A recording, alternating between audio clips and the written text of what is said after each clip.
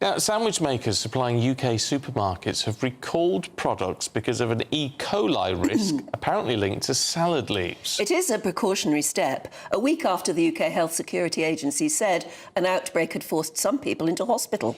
Let's talk to Senior Clinical Lecturer at the University of Exeter Medical School, Dr. Bharat Pankhania. Good to see you, Bharat. It's been a while since we last chatted. I hope you're well. How concerned should we be about this outbreak? At least action is being taken now. Well, at least, Stephen, good morning, and also good to see you.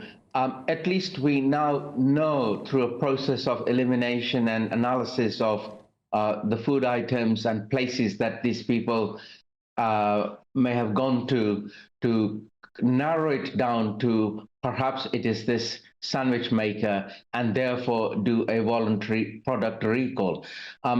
E. coli of the toxin-producing variety, and that's the important bit. E. coli of the toxin-producing variety is a nasty piece of work because it's highly infectious, and whilst most people will get ill and get better, some people can go on to have what we call bloody diarrhea, systemic illness, meaning ill in addition to just having bloody diarrhea. And in the younger age group, you can also precipitate what we call hemolytic uremic syndrome, which is a kidney failure, temporary kidney failure. So it is pretty serious, and it's pretty infectious too. How long would it stay active inside a sandwich before the sandwich is even eaten? Oh, it can remain dormant for a very long time. And we know because in previous outbreaks in Germany, we noticed that it was on fenugreek seeds. And this thing can remain there for a very long time. Where does it come from? I mean, how does an outbreak begin?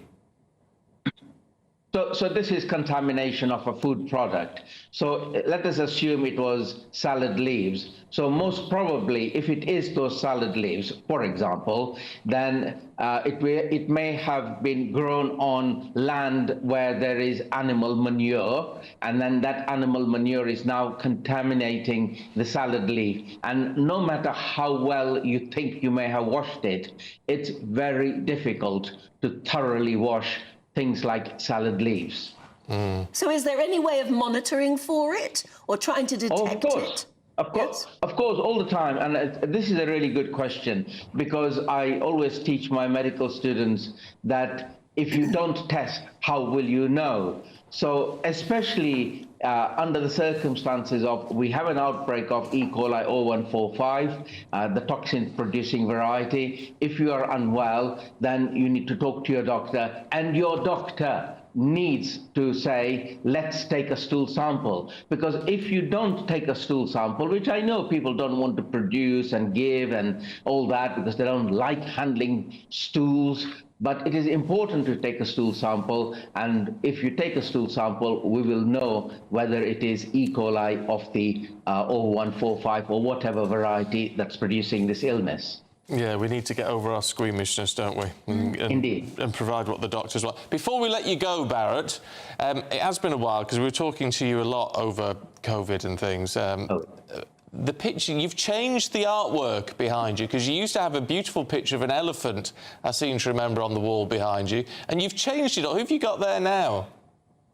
So those are my parents, and I deliberately changed it only recently because my mum passed away a few weeks ago, and I thought, let me put my mum and dad's pictures up again. So it really is in memory of my mum.